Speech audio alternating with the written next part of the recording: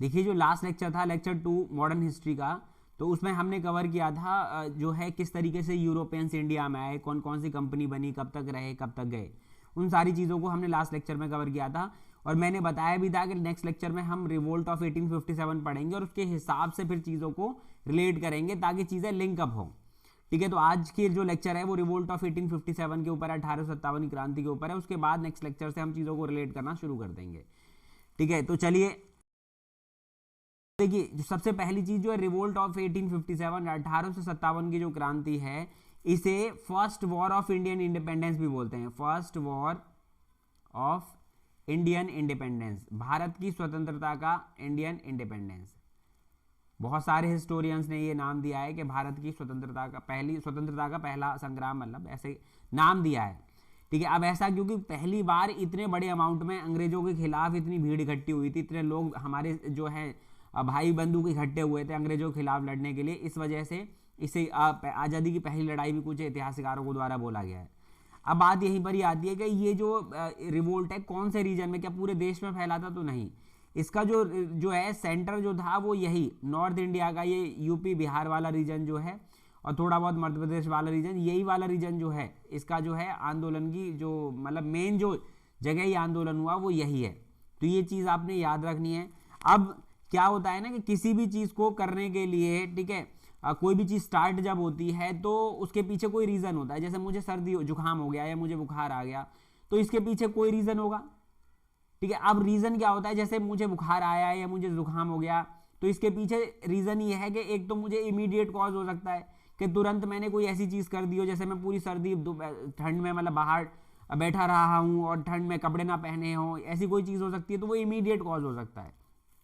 But normal जो cause है वो ये है कि मेरी इम्यूनिटी भी वीक है और मैं कमज़ोर हूँ, जिसकी वजह से मुझे बाहर की चीज़ें बहुत जल्दी असर कर जाती हैं। तो ऐसे करके हर चीज़ के दो कॉज होते हैं, एक इमीडिएट कॉज और एक मतलब पीछे की आपकी जो भी रीज़न रहे हैं वो पिछले फैक्टर्स, क्योंकि एकदम से बात इतनी नहीं बढ़ती है, पीछे कोई ना कोई पहले मतभेद रहे होंगे तब जाके बात इतनी बढ़ती है। तो ऐसे ही यहाँ पे जो कॉजेज ऑफ रिवोल्ट हैं, आंदोलन की जो वजह है, पहले उसको जानना बहुत ज़रूरी है और उसी की वजह से ये इतना बड़ा आंदोलन एकत्रित हुआ या हुआ। ठीक है, तो ऐसा नहीं है कि एकदम से ही जैसे हमें पढ़ाया जाता है कि वहाँ पर एनफील्ड राइफल में कार्टेज में क्या है वो गाय और सुअर की चर्बी लगाई जा रही थी, बस उससे आंदोलन हो गया, ऐसा नहीं है। ठीक है, उसके पीछे बहुत सारे कॉजेज है, तो एक एक करके समझते हैं। सबसे पहली चीज़ जो कॉज है, अंग्रेज हमारे देश के नहीं है और हमारे देश पे आके शासन कर रहे हैं, पॉलिटिकल कॉज, राजनीतिक कॉज। ठीक है, आप सोचो कि हमारे देश के हैं नहीं और हमारे देश पे शासन कर रहे हैं और हमें उनसे नफरत भी, हम उन्हें भगाना भी चाहते हैं मगर ऐसा कर नहीं पा रहे।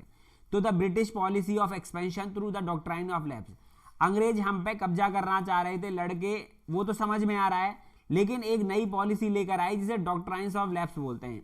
अब डॉक्ट्राइन्स ऑफ लैप्स एक ऐसा सिद्धांत था जिसमें क्या है कि मान लो कोई राजा है, अब राजा की खुद की अगर असली वारिस नहीं है, मतलब संतान नहीं है, खुद की अगर असली संतान नहीं है, तो फिर वहां पे डॉक्ट्राइन ऑफ लैप्स कर जाता है, मतलब उस राज्य में उस राजा के डॉक्ट्राइन्स जो हैं वो लैप्स कर जाते हैं, खत्म हो जाते हैं और वो रियासत सीधे के सीधे कहाँ चली जाती है, अंग्रेजों के अंडर चली जाती है।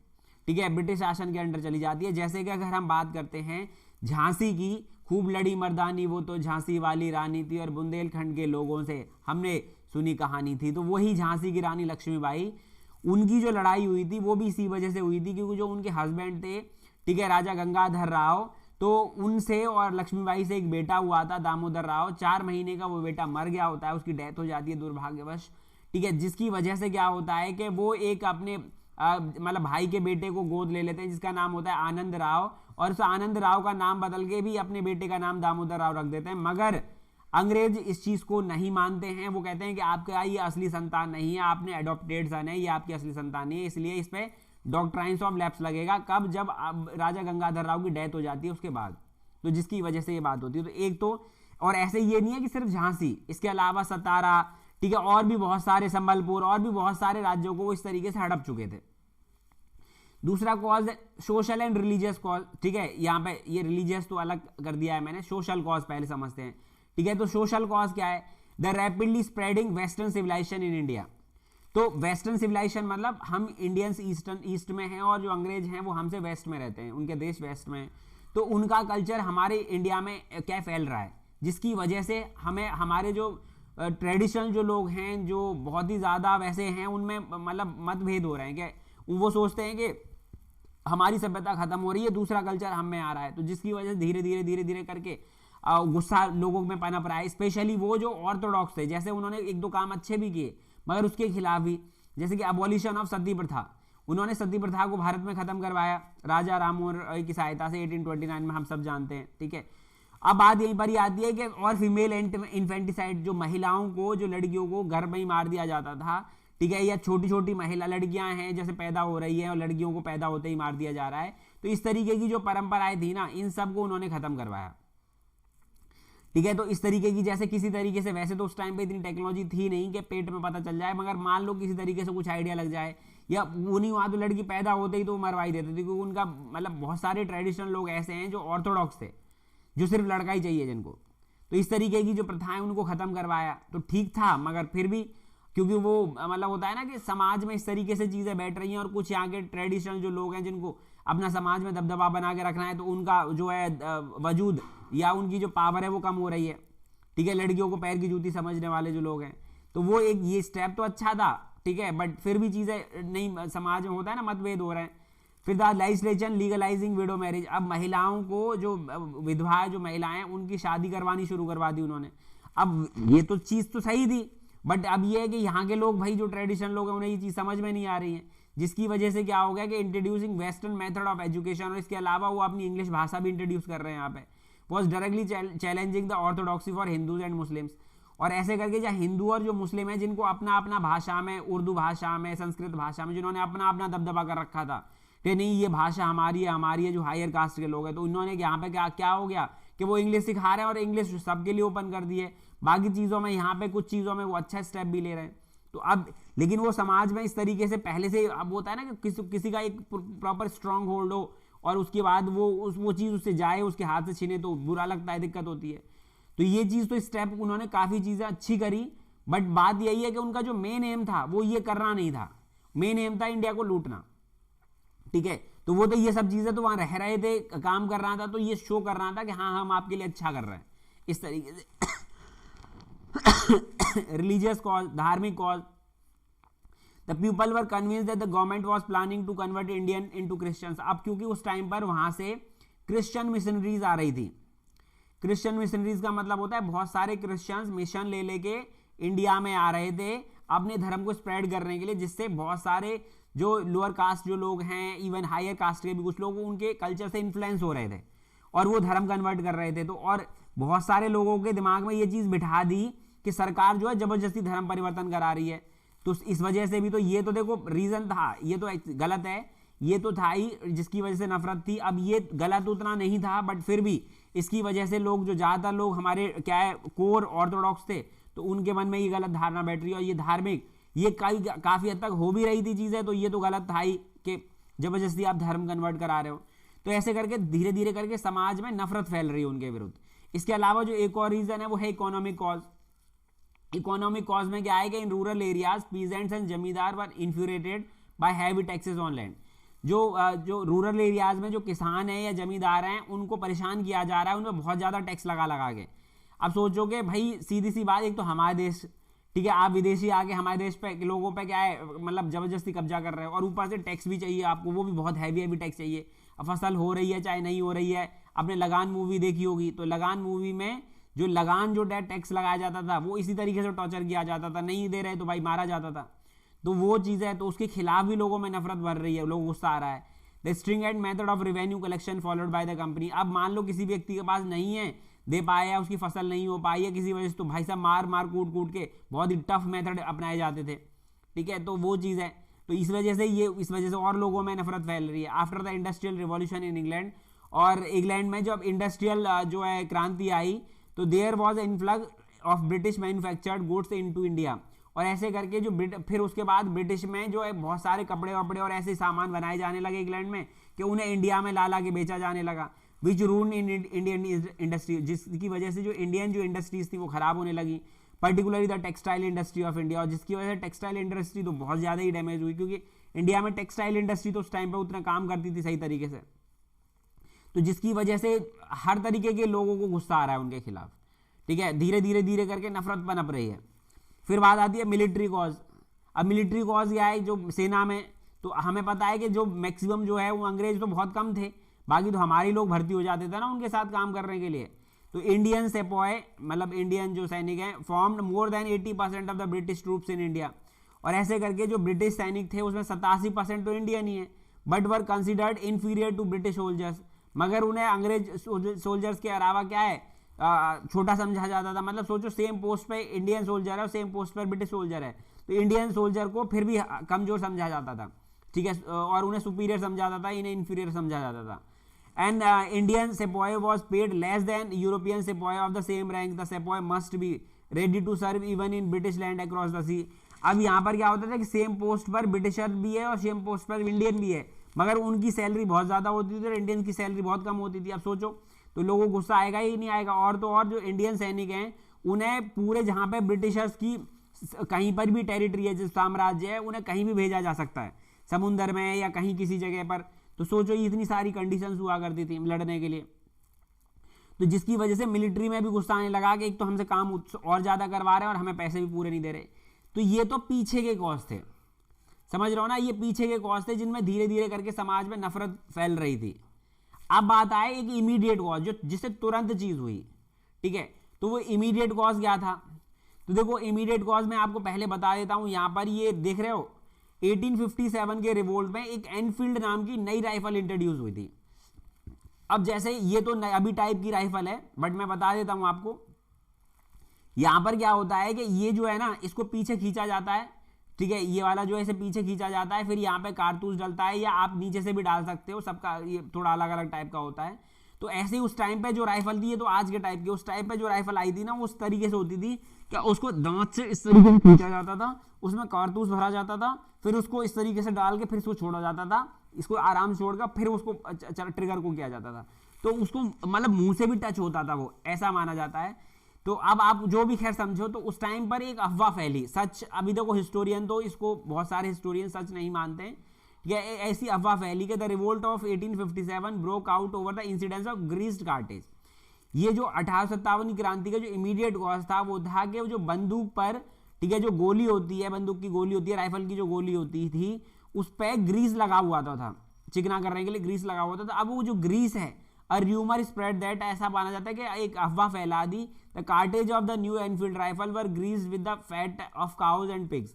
तो उस पे जो ग्रीस पे जो मतलब जो राइफल की जो गोली होती थी, और भी एक आध जगह होगा कि उस पे क्या है, वो गाय का और सुअर का मांस की चर्बी लगाई जाती थी, और उसको मुंह से भी इस तरीके से टच करना होता था, ठीक है। तो अब सोचो कि हिंदू उसके लिए गाय पूजनीय है और सुअर उनके लिए अंग्रेज वो जो मुस्लिम्स हैं वो भी वो नहीं करते, ठीक है। तो ऐसे करके वो दोनों के लिए ये चीज गलत थी। तो अब इसकी वजह से क्या हो गया कि before loading this rifle the sepoy had to bite the paper on the cartridge. तो ऐसा माना जाता है कि इस तरीके से मैंने बताया ना, तो एक इस तरीके से बोला जाता है कि इस तरीके से मुंह से खींचा जाता था, कुछ बोलते हैं कि उसके ऊपर कुछ पेपर टाइप का लगाया जाता, तो उसको मुंह से टच करना होता था, कुछ इस तरीके का था, ठीक है। तो जिसकी वजह से क्या है, दोनों ही हिंदू मुसलमानों को दोनों को गुस्सा आया, दोनों ने ही इसके खिलाफ अंग्रेजों के खिलाफ आंदोलन किया, आवाज उठाई। अब आंदोलन की शुरुआत जब ज्यादा कब से होती है, तो इसकी शुरुआत होती है 29 मार्च 1857 से। 29 मार्च 1857 को एक ब्राह्मण सोल्जर्स होते हैं जिनका नाम होता है मंगल पांडे, 34वीं पैदल सेना के वो एक सैनिक होते हैं जो वेस्ट बंगाल बराकपुर में पोस्टेड होते हैं। सेना के नंबर होते हैं ना, तो ये याद रखना डेट भी, और ये 34वें नंबर के पेपर पूछा गया है यूपीपीसीएस में एक बार, कि had to refuse to use the cartridge and attack his senior officer. और जब उन्होंने मना कर दिया कि मैं इसको जो बंदूक की जो वो राइफल है और उसको जो गोली है उसको टच नहीं करूंगा, उसको नहीं छूंगा, तो उनके खिलाफ जो उनके सीनियर्स हैं वो फालतू बोलने लग गए, वो ज़्यादा मतलब होता है ना कि जोश में आ गए, और इसी बात पे उन्हें गुस्सा आ गया और मंगल पांडे को, और उन्होंने क्या किया, तो अपने 2 सीनियर ऑफिसर्स, ऐसा माना जाता है कि एक हक्सन और एक बॉ, 2 सीनियर ऑफिसर्स की हत्या कर दी, और जिसकी वजह से क्या है उन्हें फिर 8 अप्रैल को फांसी भी दे दी गई। तो शुरुआत तो आंदोलन की यहाँ से हुई, बट बड़े लेवल पे जो आंदोलन पहुंचा फैला ना वो मेरठ से फैला। तो ऑन 9 मई 1855, ठीक है, sorry on 9 May 1857 85 soldiers in Meerut refused to use the new rifle and were sentenced to 10 years imprisonment। 9 मई ठीक है। 1857 को 85 सोल्जर जो है मेरठ में, उन्हें 10 साल की सजा दे दी गई, सिर्फ इसलिए क्योंकि उन्होंने उस बंदूक की गोली को छूने से मना कर दिया। अब सोच रहा हो कि 85 सोल्जर्स को सिर्फ किस वजह से 1857 में, सिर्फ इस वजह से क्योंकि उन्होंने वो बंदूक इस तरीके से, ही अफवाह फैल गई है या हकीकत थी जो भी मान लो, कि उन्होंने मना कर दिया। अब ये तो कोई क्या बात हुई भाई, नहीं छू रहे, अब सजा थोड़ी दे दोगे आप इस चीज के लिए, बट सजा दे दी, जिसकी वजह से वहां पे जो और सैनिक थे मेरठ में, उन्होंने अगले ही दिन विद्रोह कर दिया। और विद्रोह करके on 10 May soldiers broke out open rebellion, अंग्रेजों के खिलाफ ओपन खुला विद्रोह कर दिया और दिल्ली की तरफ निकल पड़े, जहां दिल्ली पर मुगल शासक बहादुर शाह जफर शासन कर रहे थे। तो ऐसे करके सारे के सारे सोल्जर्स दिल्ली गए, और सारे के सारे सोल्जर्स दिल्ली जाने के बाद बहादुर शाह जफर से मिले, जो आखिरी मुगल शासक थे, और उनसे बोले 80 साल के बूढ़े आदमी से कि बहादुर शाह जफर, हम आपके अंडर अंग्रेजों के खिलाफ क्या विद्रोह की घोषणा करना चाहते हैं, आप हमारे लीडर बनो, ठीक है। जैसे अकबर के टाइम पे देश चला है, उस टाइम पे उस तरीके से आप इसे लीड करना। मतलब उनका कहने का मतलब था कि इनको तो इनसे बाद में देखा जाएगा, पहले अंग्रेजों को भगाओ यहाँ से, और इनकी अंडर लीडरशिप में, क्योंकि मुगल शासक, मुगल साम्राज्य पहले से फेमस रहा है, तो इनको सब जानते हैं, तो हाईलाइटेड हो जाएगा। तो ऐसे करके, और वो बहादुर शाह जफर जो हैं भाई, उनको भी पेंशन वेंशन की दुनिया भर की दिक्कत है, तो वो भी खड़े हो गए कि ठीक है, और ऐसे करके देश में आंदोलन की शुरुआत हो जाती है। अब अलग अलग जगह आंदोलन फैलता है। अब कहाँ का आंदोलन फैलता है, तो यहाँ पर आप देख सकते हो, यहाँ पर इंपॉर्टेंट जो जगह है, अभी मैं इंपॉर्टेंट जो ज़्यादा इंपॉर्टेंट है उनको एक्सप्लेन भी करूँगा अलग से, ठीक है। तो यहाँ पर देखो, पहले प्लेसेस ऑफ रिवोल्ट, फिर इंडियन लीडर्स, और फिर ब्रिटिश ऑफिसर जिन्होंने इनके खिलाफ थे। तो दिल्ली में बहादुर शाह सेकेंड या बहादुर शाह जफर बोलते हैं, और यहाँ पे इनके खिलाफ जो अंग्रेजी लीडर जो लड़ रहे थे, ठीक है, उसका नाम था जॉन निकोलसन, ठीक है। फिर लखनऊ में बेगम हजरत महल थी, ठीक है, इनके बारे में भी पढ़ेंगे भी, और वहां पर लखनऊ में जो ब्रिटिश लीडर था उसका नाम था हेनरी लॉरेंस। कानपुर में नाना साहेब और सर कॉलिन कॉम्पवेल जो ब्रिटिश ऑफिसर था। फिर झांसी एंड ग्वालियर में लक्ष्मीबाई एंड तांत्या टोपे थे, और जनरल ह्यूज जो है रोज, ठीक है, ये वो वहां पे था, इसका बोस है ये, ठीक है। तो ये वहां पर था, क्या बोलते हैं, मतलब झांसी में इनके अगेंस्ट, लक्ष्मीबाई के अगेंस्ट। दूसरा है बरेली, खान बहादुर खान और सर कोलिन कैंपबेल, ठीक है, ये इनके खिलाफ बरेली में है। फिर इलाहाबाद एंड बनारस रीजन में मौलवी लियाकत अली और कोलोनल कर्नल बोलते बेसिकली, ऑन सेल, जो भी प्रोनाउंस करो यार, ठीक है। फिर बिहार के जगदीशपुर में कुंवर सिंह हैं, ठीक है, और जो उनके अगेंस्ट है विलियम टेलर, ब्रिटिश अधिकारी जो है। अब बात याद है कि इसके अलावा जो 3 जगह और हैं, बट यहाँ पे ब्रिटिश अधिकारी कौन है ऐसे करके बहुत ज़्यादा नोन नहीं है चीज़ें, तो इसीलिए हम सिर्फ लीडर समझ लेते हैं पेपर में पूछने के लिए, कि मथुरा में है देवी सिंह, मेरठ में है कदम सिंह, और फैजाबाद में है मौलवी अहमदुल्ला। तो ये नाम है ना, आपको याद रखने हैं, क्योंकि ये लीडर पूछे गए हैं कई बार कि ये मतलब दिल्ली में आंदोलन जो 1857 का हुआ था, वहाँ पे कौन लीडर था, कानपुर में कौन था, ये सब कई बार अपोनेंट भी पूछ लिए गए हैं कि इनके खिलाफ अंग्रेजी लीडर कौन सी जगह कौन सा था। तो ये आपको याद कर रहे हैं, अब याद कर लेना थोड़ा सा देख के। अब इसको समझते हैं कि इंपॉर्टेंट जो 4-5 जगह है वहां पर क्या क्या हाल था, तो उसको देखो। तो सबसे पहली चीज सेंटर ऑफ द रिवोल्ट, तो हम पहले ही देख चुके हैं, सेंटर इसका जो है वो ये है, ये जो क्रांति हुई वो उत्तर प्रदेश वाला रीजन और बिहार वाला रीजन और थोड़ा बहुत मध्य प्रदेश का और इधर आसपास के रीजन टच है, बट मेनली यूपी और जो है बिहार ही है। तो ये चीज आपने याद रखनी कि सेंटर जो है वो ये है। अब बात यहीं पर ही आती है कि सबसे पहली चीज लखनऊ में, तो इट वॉज द कैपिटल, जो अवध जो रीजन हुआ करता था उस टाइम पर, उसकी कैपिटल थी Lucknow. Begum Hazrat Mahal, one of the begums of ex king Awadh, took up the leadership of the revolt, और वहां पे जो है अवध के जो पहले के राजा थे, जो नहीं थे, उनकी एक बीवी थी बेगम हजरत महल, उन्होंने इस आंदोलन को लीड किया। इसके बाद कानपुर में द रिवोल्ट वॉज, यूपी में कानपुर हम सब जानते हैं, लेड बाय नाना साहेब, ठीक है। तो कानपुर में रिवोल्ट जो है वो लीड किया नाना साहेब ने, और उनके बचपन का नाम धुंधु पंत है। ये कई बार पेपर में पूछा गया है कि नाना साहेब का बचपन का नाम क्या था, ये धुंधु पंत कौन थे, तो ये घुमा के कोई ऐसे पूछ लिया जाए तो याद रखना। अब ऐसे भी पूछा गया है कि जो पेशवा बाजीराव थे उनके एडॉप्टेड सन कौन से, तो the adopted son of the Peshwa Bajirao second. तो हमें पता है मराठा में जो सबसे बड़ी पोस्ट होती थी उसे पेशवा की पोस्ट बोलते थे, जिसे प्राइम मिनिस्टर के इक्विवेलेंट है। तो वो पेशवा बाजीराव सेकंड के ये एडॉप्टेड सन थे नाना साहेब, तो जिसकी वजह से क्या है, इनको ना अंग्रेजों की तरफ से पेंशन आती थी। तो he joined the revolt primarily because he was deprived of his pension by the Britishers. अब क्योंकि अंग्रेजों ने इन्हें पेंशन देनी बंद कर दी, जिसकी वजह से ये आंदोलन में कूद पड़े। पहले अंग्रेज इन्हें पेंशन देते थे। इसके अलावा नाना साहेब एस्केप्ड, तो नाना साहेब यहाँ से बोला जाता है कि नेपाल भाग गए, ठीक है, और फिर कभी लौट कर नहीं आए। बट हिज ब्रिलियंट कमांडर तांत्या Tope continue to the struggle, मगर इनके जो ब्रिलियंट कमांडर थे ना तांत्या टोपे, उन्होंने खूब लड़ाई लड़ी मतलब।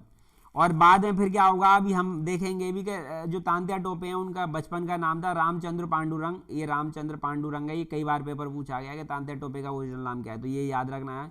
Was finally defeated and arrested and hang, और बाद में उन्हें अरेस्ट कर लिया जाता है और हैंग कर दिए जाते हैं। तो ये चीज़ आपने याद रखनी है। तो ये कानपुर का है, अभी तांत्या टोपे का जिक्र अभी एक बार और आएगा, तो वो चीज़ आपने याद रखनी है। इसके बाद आता है झांसी।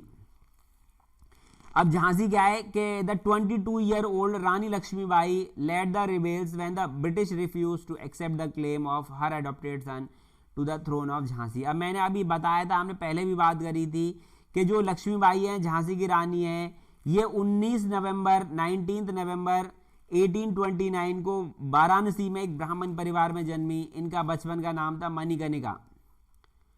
मणिकर्णिका बाद में कुछ ही कोई मतलब बहुत ज़्यादा उम्र नहीं होती है इनकी, तो उसके बाद ही 12-14 साल की होती होंगी, उसके टाइम पर इनकी शादी हो जाती है, ठीक है। जो ये क्या है, झांसी के जो महाराज थे मराठा राजा थे, राजा गंगाधर राव, उनसे, और ऐसे करके राजा गंगाधर राव को जो अंग्रेज थे वो किंग ऑफ झांसी बोलते थे, और ऐसे करके जो लक्ष्मीबाई है इन्हें क्वीन ऑफ झांसी बोलने लग गए, ठीक है। तो ये चीज़ याद रखना, क्योंकि हिंदी क्वीन ऑफ झांसी की हिंदी होती है झांसी की रानी, तो ऐसे करके नाम पड़ गया इनका झांसी की रानी।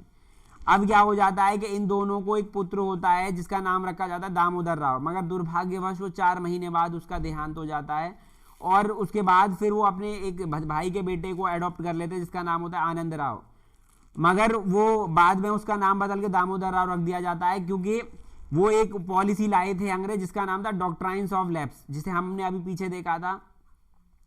तो जब क्या होता है कि जब तक राजा गंगाधर राव जिंदा होते तब तक तो कोई बात नहीं थी, मगर जैसे ही उनकी डेथ होती है तो उसके बाद उनका असली वारिस कोई था नहीं, और अंग्रेज उनके एडॉप्टेड सन को अपना उनका वारिस मानने से इनकार कर देते हैं और झांसी पर डॉक्ट्राइन्स ऑफ लैप्स लगा देते हैं, और रानी लक्ष्मीबाई को महल खाली करने के लिए बोलते हैं, झांसी महल खाली करने के लिए बोलते हैं, जिसकी वजह से झांसी की रानी है उन्हें गुस्सा आता है, बोलती हैं चाहे मेरी जान क्यों न चली जाए, मैं अपनी झांसी तो किसी को नहीं दूंगी। और ऐसे करके वो जो आनंद राव जो बेटा था जिसका नाम दामोदर राव रख दिया था, उसे पीठ पे बिठा के अपने बादल नाम के घोड़े के साथ और उनसे अंग्रेजों से लड़ने लग गई। तो पहले तो शी फॉट गैलेंटली, ठीक है, against the British forces, but ultimately defeated by the British English, ठीक है, by defeated by the English. तो शुरू में ये वहाँ से भागी तो अंग्रेजों से लड़ी, मगर बाद में उन्हें वहाँ से हरा दिया गया, तो फिर वहाँ से झांसी से तो निकल आई किसी तरीके से। फिर वो ग्वालियर पहुंची, अब क्योंकि वो बात तो थी लड़ाई वाली, तो ग्वालियर में पहुंची। तो after Rani Lakshmibai escaped she was joined by तांत्या टोपे। अभी हमने देखा था कानपुर में जो है नाना साहिब के कमांडर थे तांत्या टोपे, उनको भी हरा दिया था, तो वो भी ज्वाइन कर लिए Tantya Tope, and together they March two Gwalior and captured it. और दोनों मिलके क्योंकि मार्च ग्वालियर गए और ग्वालियर को कैप्चर कर लिया, ठीक है, और जो अंग्रेजों के अंडर था और वहाँ के लोकल जो है 1-2 उनके अंडर था, तो उसको कंट्रोल में कर लिया, और ग्वालियर जो मध्य प्रदेश में उसको अपने अंडर ले लिया। अब उसके बाद अंग्रेजों ने वहाँ पे अटैक कर दिया, और fierce fighting followed the where the Rani of Jhansi, और ऐसे करके वो अपने बच्चे को लेके, छोटे से बच्चे को पीछे पीठ पे बिठा के और घोड़े पे सवार होके खूब लड़ी, ठीक है। और Rani Jhansi fought like a tigress, ठीक है, और ऐसे करके शेरनी की तरह वो दहाड़ी लड़ी, but died fighting to the very end and died on 18 June 1858 in Gwalior. और ऐसे करके 18 जून 1858 को उनकी डेथ हो जाती है, बहुत ही वीरता के साथ लड़ते हुए। और ऐसे करके कहावत है कि खूब लड़ी मर्दानी वो तो झांसी वाली रानी थी, और बुंदेलखंड के मुंह से, बुंदेलखंड के लोगों के मुंह से हमने उसकी वीरता की सुनी कहानी थी। तो सैल्यूट है, ठीक है, उनको। तो ये चीज़ याद रखनी है। फिर Gwalior was recaptured bye the Britishers, और फिर उसके बाद ग्वालियर वो कैप्चर कर लेते हैं, ठीक है। फिर उसके बाद Bihar, the revolt was led by Kunwar Singh who belong to a royal house of Jagdishpur in Bihar. तो ऐसे करके जगदीशपुर के एक राजा के वो पुत्र थे और बिहार में, तो उनको वो भी बहुत बहादुरी से लड़ते हैं वहाँ पे अंग्रेजों के खिलाफ बिहार रीजन में, बट वो युद्ध के दौरान ही मारे जाते हैं। और दिल्ली में जो बहादुर शाह जफर जिनके अंडर पूरा शासन कंट्रोल कर रहे हैं, मतलब आंदोलन शुरू किया था, ठीक है, उनको पकड़ के 1859 में रंगून जेल में भेज दिया जाता है म्यांमार में, और 1862 में वहाँ पे उनकी तड़प तड़प के जान चली जाती है। और ऐसे करके मुगल शासक के आखिरी जो चिराग थे वो ख़त्म हो जाते हैं, मुगल शासक का अंत हो जाता है। और उन्हीं के ऊपर एक कहावत भी है कि वक्त का कुछ नहीं पता, ठीक है, वक्त एक ऐसा समय भी देता है जब आपके पास सिंहासन और सब कुछ होता है, और एक ऐसा समय भी देता है जब आपको कफन के लिए 2 गज जमीन नसीब नहीं होती। क्योंकि जब इनकी डेथ हुई, ठीक है, तो इन्हें 2 गज जमीन भी बड़ी मुश्किल से मिली, क्योंकि जेल में थे, आप समझ सकते हो, और एक टाइम पे ये पूरे के पूरे मुगल शासक के हेड थे। तो इसी चीज़ से ज़िंदगी का कुछ नहीं पता है कब क्या किसका कितना कैसा वक्त आ जाए, तो इसलिए ये चीज़ याद रखनी है आपने। अब ऐसे करके ये सारे के सारे अलग अलग जगह पर हुए, बट अल्टीमेटली देखा कि ये सारे के सारे आंदोलन तो किए मगर फेल हो गया, मतलब हमें आज़ादी नहीं मिली अंग्रेज़ों से। अब जो है ये आंदोलन बहुत अच्छे से चीज़ें हुई, बट फेल होने की क्या वजह थी, तो रीज़न क्या थे फेल होने के, तो यहाँ पे हमने रीज़न देखने। तो पहला जो रीज़न है यहाँ पे अगर हम बात करते हैं तो पहला है लिमिटेड अपराइजिंग। हमने देखा है कि जो आंदोलनकारी थे वो पूरे देश में नहीं थे, आंदोलन पूरे देश में नहीं था, सिर्फ और सिर्फ यूपी बिहार और थोड़ा बहुत मध्य प्रदेश वाला जो रीजन है वहां तक सीमित था।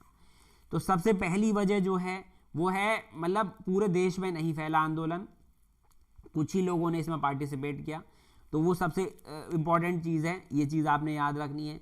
उसके बाद फेल होने की दूसरी वजह थी नो इफेक्टिव लीडरशिप, क्योंकि सब का अपना देश की तो बात बाद में आई, सब पहले अपने अपने पर्सनल मोटो के लिए लड़ रहे थे, ठीक है। जैसे नाना साहेब है उनकी पेंशन बंद हो गई है, लक्ष्मीबाई जो हैं उनको वो डॉक्ट्राइन ऑफ लैप्स लगा दिया, ऐसे ही सब के कहीं ना कहीं अपने रीजन थे, कुछ ही लीडर्स थे जो कि एक्चुअल में चीज़ों के लिए लड़ रहे थे, ठीक है। तो वो चीज़ है, तो अब क्योंकि सब अपने अपने पर्सनल कॉज पे कोई एक साथ इकट्ठे ही नहीं हो तो लीडरशिप कहाँ से आएगी, लीडरशिप। और अब जो बहादुर शाह जफर है उनको पूरे देश के लिए बोला, वो 80 साल के खुद ही बुजुर्ग हैं, हड्डियाँ खुद ही बोल रही है, तो ऐसे आदमी से आप उम्मीद करते हो बताओ, तो इसीलिए कोई इफेक्टिव लीडरशिप नहीं थी, ठीक है। अब बात आती है फिर नेक्स्ट, इसकी वजह से भी ये भी रीजन था फेल होने का, लिमिटेड रिसोर्सेज।